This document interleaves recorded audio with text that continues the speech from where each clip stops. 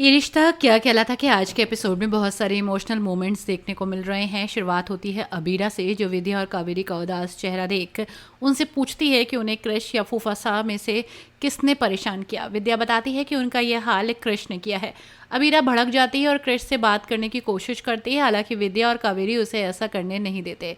इसके बाद पोदार हाउस का सीन दिखाया जाएगा। अब पोदार हाउस का नाम बंसल हाउस हो गया है। चाचा सा, क्यारा, काजल, कृष और फूफा सा बंसल हाउस में साथ रहते हैं। बंसल हाउस पर एक कृष का राज चलता है और वहाँ हर चीज़ कृष से पूछ कर ही होती है।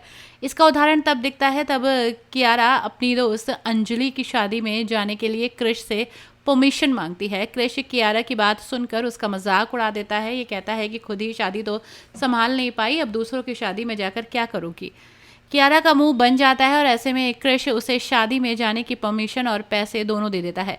इधर अबीरा को विद्या और दादीसा के साथ हुए फ्रॉड का पता चलता है। ऐसे में वो बैंक मैनेजर से भिड़ जाती है। वहीं उसकी बेटी मायरा कुछ अजनबियों के सामने अरमान और गीतांजलि को अपने पेरेंट्स कहकर इंट्रोड्यूस करती है। अरमान उसे समझाता है कि गीतांजलि उसकी माँ नहीं है, लेकिन मायरा कहती है कि जो उसका ख्याल रखती है वो उसकी माँ है।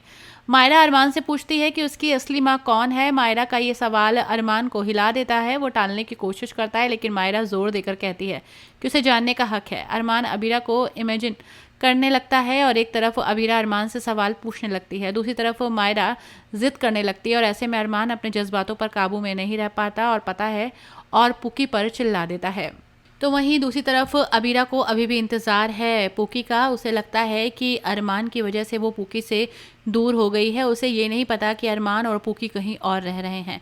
कब होगी इन दोनों की मुलाकात। तो वहीं दूसरी ओर अबीरा अपने बिजनेस को सेटअप करने में लगी है, लेकिन वो पुकी और अरमान दोनों को बहुत मिस करती है।